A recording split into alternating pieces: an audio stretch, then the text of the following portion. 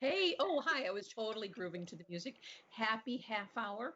We are here from the Museum of Broadcast Communication. Time for the chimes. Yes, those are the NBC chimes, the ones that we have in the museum. And since you can't visit us in the museum, we're kind of coming to you. And this week, we have a bunch of things to talk about with somebody I'm so excited for you to meet. But first, I want to remind you, as I remind you each week, so please join us. Join us at the museum virtually with a membership. What you can do is sign up for a membership on our website. It's $49 a year, and that will help us more fulsomely put broadcast shows on the internet, as well as it will help us with the curriculum that we are launching this week, which is wonderful. But for that, you will also get $140 value, 70 free shows, old time radio shows, things that will be wonderful to listen to around the computer as you play them, and shows that will throw back for some of you way back in the day. And for some of you, it'll be a totally new experience. So we would love for you to join us. Please, please go to our website, museum.tv, and join membership. Click on donate, and you will be able to join the membership, and that'll be great. Now, this week, I'd like to introduce you. We're going to start a series of discussions with our museum staff. Many of you haven't met them, I'm sure, because they are usually the people who are behind the scenes. But one of them, and a particularly special person at the museum, is a woman named Olivia Jackson. Olivia, how are you? Hi, I'm doing well. How are you, Susie? I'm doing fine. I miss you. You too. It's good to see you. I miss being at the museum. But Olivia, give them your title. I am one of the exhibit managers at the museum. So I manage the floor staff, any of the docents that you interact with. That's my crew.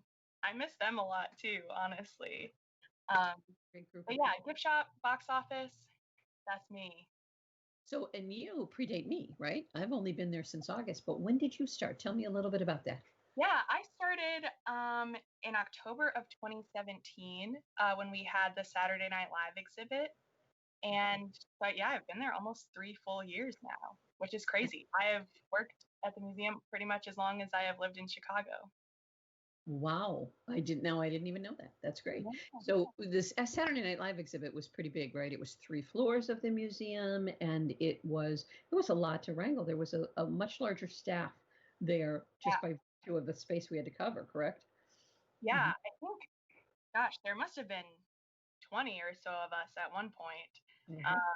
our team is much smaller now, but yeah, SNL was huge and so fun. Um, I loved being in that exhibit every day. I'm a huge SNL nerd, and oh my gosh, it was like heaven. So did you come here for SNL or did you come here for because it was a museum? The SNL exhibit is definitely what caught my eye. And Susie, you know this. My dad works in zoos and museums, and my mom has some background in that field too. And I never thought that I was gonna be the kid who followed in her parents' footsteps career-wise, and I don't think they saw that coming either. But I obviously love museums and grew up in them, so to find that mixed with Saturday Night Live was, oh man, the dream job. Your many passions. I think we have a little picture of you with a friend. You give Oh people. yeah, Yeah, yeah, yeah, yeah, yeah. that's my friend Twigga. He's a giraffe at the Niabi Zoo in Coal Valley, Illinois. My dad is the director of that zoo, and I love Twigga. Whenever I go home, I try to get a chance to visit her, feed her some lettuce or bananas. She likes bananas too. Like the I was lucky enough to once do a story with my ex-husband on on Lincoln Park Zoo at night. And one of the things that I found fascinating, I was a tag along. One of the things I found fascinating was for the giraffes, they always kept on a radio because in case there had were any storms or anything like that, and they kept on the light FM for them so that they could hear the music and they wouldn't hear the storms. Aw, I Um, love that. Yeah, and I don't think I. it will be embarrassing if I'm wrong. My dad will call me after this, but I don't think giraffes sleep for very long at a time. So they probably get bored and lonely at night. So that's not your first, that was not your first zoo. That's not your first rodeo. You said you grew up around in zoos, correct? Yeah, mostly. So when I was very young, my dad worked at the Brookfield Zoo here near close to us.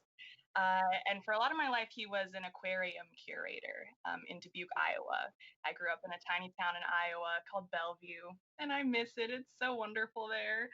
Um, but yeah, we spent a lot of time tagging along to work or bringing family or friends that are visiting to the aquarium. My sister and I always had um, special animals that we liked to visit. We had a duck named Penguin that we loved. Um, so That's yeah, we extra pets, that just don't live with us. I think we have a picture of you and your sister, don't we, Fritz? Oh boy. By the way, thank you, Fritz Coleman, who's running this for us. He's our technology guru. Thanks, Britt. Oh my God, so cute! What's your name? My sister's name is Madeline. She's probably 3 or 4 in those pictures, and I'm probably 5 or 6. She's 21 now. She's still cute though. And where were you in those pictures? That was at the Brookfield Zoo shortly after they opened their children's section of the zoo, and I don't remember the last time I've been there, but with those eggs, we were in like a big nest, a human-sized nest, pretending to be birds and That is also pretending to be turtles, I guess, in some turtle suits. that is so cute. That is so cute. Was that pre Teenage Mutant Ninja Turtles or post? Probably post. I think TMNT might outdate me. I think they might I think you're very right. I have children that are older than you. Let me just say that. So, so I wanted then to kind of move in because I love your background. I think it's really, but there's also something that is one of your passions. The museum is a passion, but your passion right now is actually takes you on stage, correct? Yeah, I studied theater in college and I moved to Chicago to act and get into the improv world, which I certainly have. I didn't expect it to swallow me up as much as it has. I definitely thought, oh, I can do both. I'll do some plays and I'll do a little improv. But I have kind of uh, I fully dove into the improv world, which is great. I love it. The people are great. And I miss improv more than anything right now. Right, you haven't been on the stage for a while, correct? Right. 2 or 3 months. Yeah. But you've been very active. You've been very active in something that's really important to actually all of us.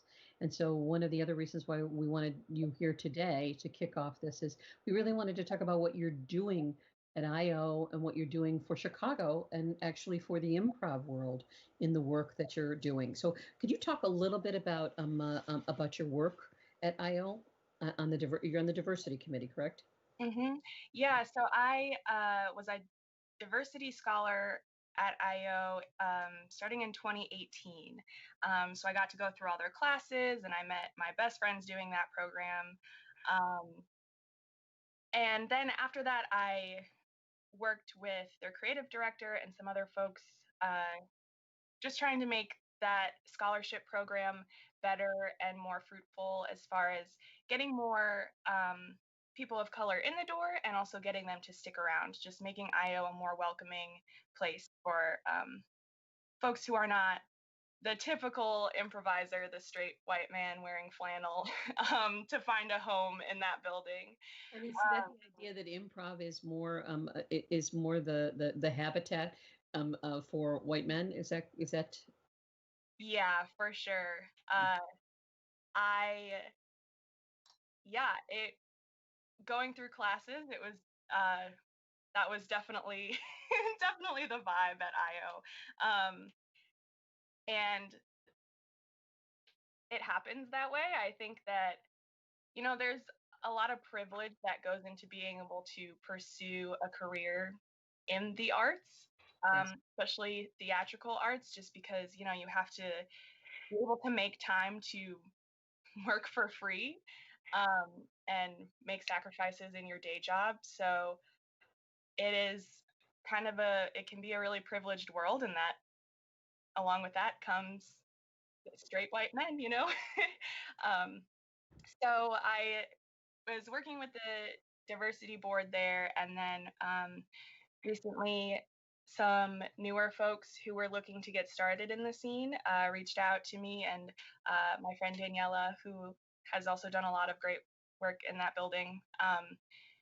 And we created a petition for IO, just asking that they make some changes to make it a warmer place for people of color, and a safer, more comfortable place to be.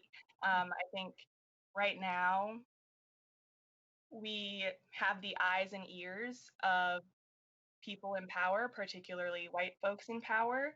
Um, and we felt that this was kind of the time to say, you know, yes, terrible like outward acts of hate and racism are happening, but also every day in our quote unquote regular world, acts of racism are happening, whether it's intentional or not.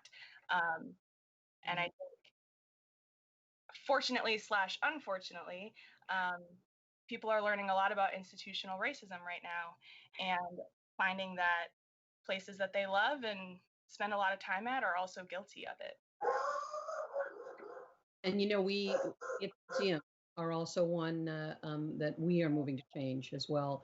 We have been historically a place where I think that the majority of the voices, the majority of the people there, have been white, and we want to make sure too that we are a much more welcoming place. That we are we really think that the story of the broadcast industry, whether it's radio, whether it's television, whether it's digital, is one that has been dominated pretty much by white faces, like so much things. And so what we want to talk about is exactly kind of what you're talking about, which is that there is a consequence to that. And one of those is that, not always do people of color see themselves on these screens, and see that this is a world that they are welcome in. The fact that the unintentional consequence of that you have all white faces is that you are excluding people from thinking they belong there. And while people are taking that space and saying, hey, this is my job, this is what I do, they don't realize that the lack of others who have different skin, who have different looks, actually tells people, again, maybe you're not welcome here. And it's not necessarily a message they mean to send, but it certainly is one that resonates. And you have seen that on the IO stage, right? That it is not as integrated as you want, or not as welcoming as you would have, or you and your colleagues, correct? Right. And I totally get that it's hard to think about, especially with theaters that you either work in or frequent, or with TV shows that you love or celebrities that you love. It's so hard to find out that they have made choices that are hurtful to others, especially if you have felt so welcome, or you have felt like this place is your creative home. I can see how it would be so hard to learn that other people have had the opposite experience. Um, and so I think what I want to make sure people understand regarding the IO petition, and I think a good thing to keep in mind with any theater that is receiving criticism, I think for the most part, especially on my end at least, and the other folks who worked on this petition, it comes from a place of love. I love IO, and I spend so much time there. Um, and so I just want it to be better, not just for me, because my personal experience overall has been pretty good. I mean, I continue to go back every other night. Um, but I want other people who are coming in to feel welcome and feel supported and confident, because I mean, that's what improv is all about, is support. So if the building is not an example of that, then how can you expect the people working there or the performers to uphold that as well? So one of the things, and thank you for my clock, my beautiful, wonderful clock, which rings whenever it wants to. It was on the mantle of my mom's house, and it has a mind of its own. And so I just want everybody to know that I love the way it sounds. It's very comforting, but it certainly is idiosyncratic. So back to the IO petition. Let me take a step back here because not all of our listeners may understand exactly what's going on. Chris Jones of the Tribune did write a story about this last week, but why don't you tell us exactly what the petition says, where they can find it, and where they could sign if they wanted to, or is this just something internally for IO people? No, anyone is certainly welcome to sign. The title of the petition technically is "I will not perform at IO until the following demands are met." And actually, there is a typo in the title. Truly my worst nightmare. I wrote "until" twice, so it's until. But you know what? That's okay. Your eyes kind of split over it, right? It's like a little stutter. There you go. Sure, yeah, exactly. um, so it's on change.org.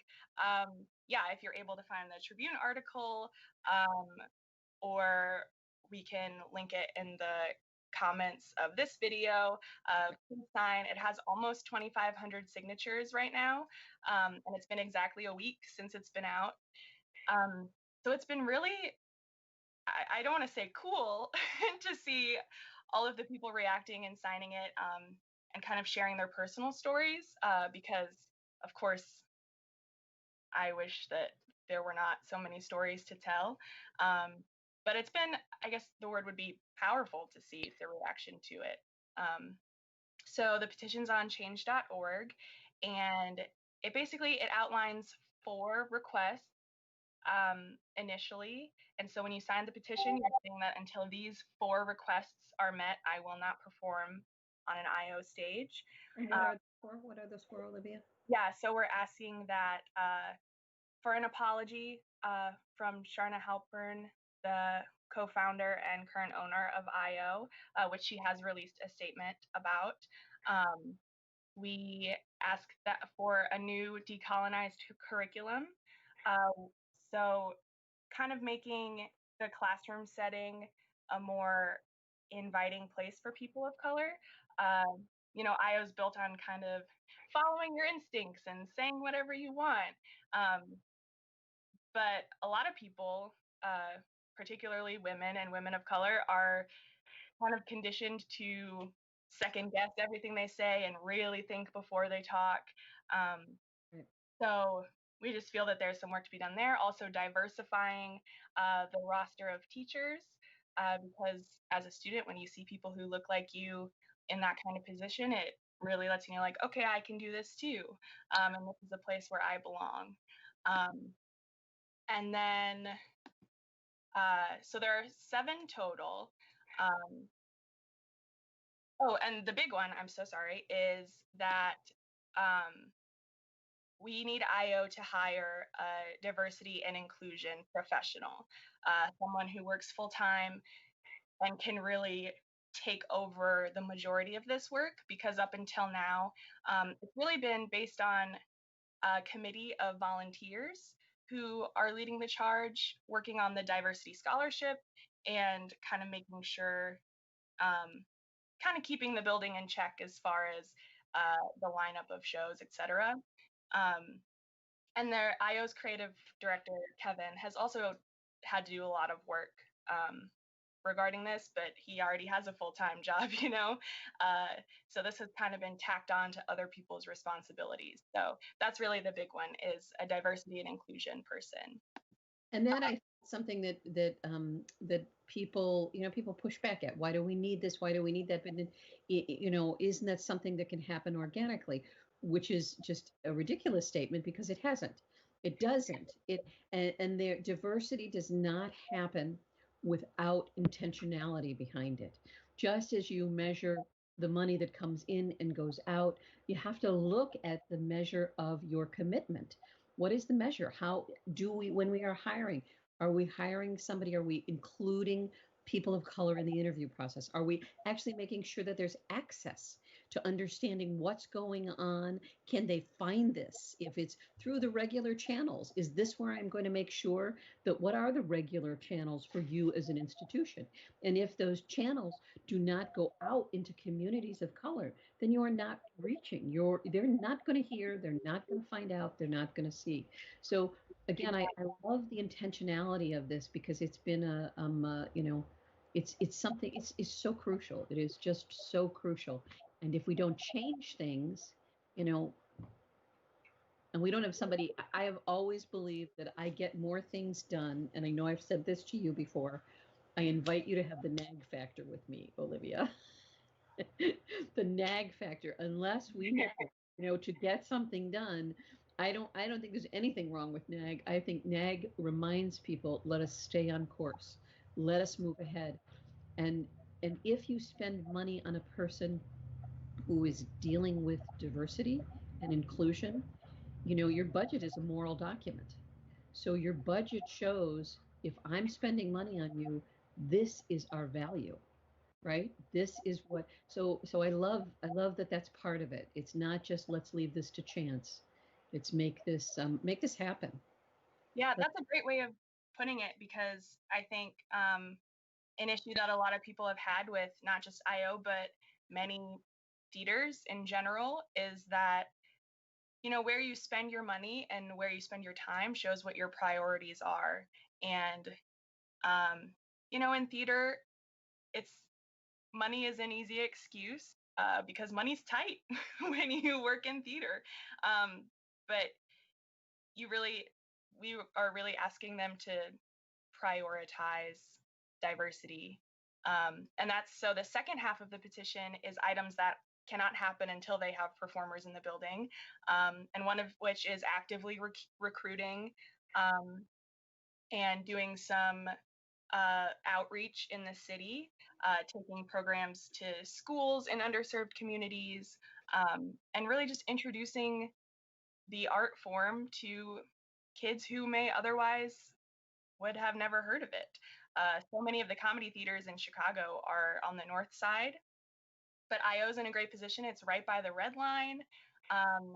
It's handicap accessible, which some smaller theaters are not, and so it is in a position to be inclusive. It has 4 stages that they're always trying to fill, um, and I really think that all of these requests are doable. And once they have a diversity and inclusion person, then they can grow the diversity scholarship and program and really make it something other than just here's the money, go take classes. It can be more of a program that really creates a pathway for people of color to make a Herald team, which is a house team at IO, or become a teacher, and really lay out a path for them once they finish classes. It's such a beautiful space there. It really is such a beautiful space, and so big that it can really, it can accommodate so much. For some people who might not know, I mean, Chicago is known for improv, correct? Right. It's not just, but very often we think of Second City, Mhm. right? And so, to give us a little bit more sense of IO and IO's place in the improv world and how important it is. Yeah. So Second City, they do improv, but really, when you're buying a ticket for the main stage show or any of those big stages, you're seeing sketch comedy. Um, IO really made its name uh, doing improv for improv's sake, rather than doing it as a way to create written material. And so Del Close had created this form called the Herald, which they still do every night of the week at IO. It's a really cool long form. So it's a improvised set that's usually about 30 minutes, and it's all made up on the spot. And it can be so cool when it's done really well. And that's, I would say, the big separator between IO and Second City. They share a lot of alumni. Um, they share a lot of ideals as far Some as of the from IO. Give us some of the roster of names that we might recognize. Amy Poehler, Sam Richardson, Um, oh gosh, I think Tina Fey was on a team there. But All of those faves probably it's really been a pipeline, Second City as well, but it's really been a pipeline as well for so many of the stars that we see on television, so many of the stars that we see digitally, so much of the comedy and the work that really feeds into the broadcast industry, isn't it? Yeah, definitely. Um, yeah, I think what better way to cut your teeth, especially in comedy, than to totally bomb in front of six strangers on a Wednesday night. That's a great way to, you know, sometimes it's scarier to bomb when you can see every single person's face than it is when it's a full room. So, and I will say I have been there for some of the best and brightest, and I've also been there for some of the bombs. And you know, there's nothing like failure to humble you and to help you figure out how to go forward. Oh yeah, for sure. And I think that's one of the biggest things that I've learned from improv and specifically doing shows at IO, when you start to do it more, the failure doesn't bother you as much. When you're with your friends, you can kind of shake it off and be like, well, I'll do better next time. And I hope that that's the same attitude that IO as an institution uh, takes towards this petition. They have had failures in the past, but we still love them and they can do better next time. So, Olivia, I cannot thank you enough for being with us today. I know too that if anybody wants to get more of Olivia, while we cannot see you on the IO stage, we will be able to see you on Instagram on Fridays. You and Aileen Bishop, who is the general manager at the museum, you have a wonderful show. What is it called? It's called Real Drama, and every Friday, Aileen and I dish about our favorite reality television. It's so dumb and so fun. Please join us. We love talking to the audience while we're live. It's a good time. And it is really fun. It's really delightful. And this week they're going to be discussing Real Husbands of Hollywood, kind of a reality parody. Where do we go on this? And so we're really looking forward to that. We're looking forward to talking to your colleagues as we go forward. And Olivia, I want you to know that you are a rare treasure at the museum, and we're so lucky to have you. Thank you. I feel lucky to have you all too. So hopefully we will. And by the way, Olivia also helps me with this show, which is great. She's a wonderful producer, and I don't think she sings enough about the skills and the gifts that she has. So hopefully we are going to figure out what you're going to see here next week. But we can't promise you that it will be interesting. I think we are going to talk. We're debuting this week a website on the presidential elections, thegreatdebates.org, as well as a curriculum that Olivia, I think you were surprised was actually kind of interesting. Yeah, I've learned a lot. I think it's going to be great. Wish I was in a high school history class right now. So hopefully we'll be talking, maybe showing you the website next time. And then as we go along, you'll be meeting more of the staff and we'll be talking more and more about what is going on, not only in the Chicago world, but in the museum world and in the broadcast world. Thank you so much for joining us for the happy half hour. And we look forward to seeing you here next week.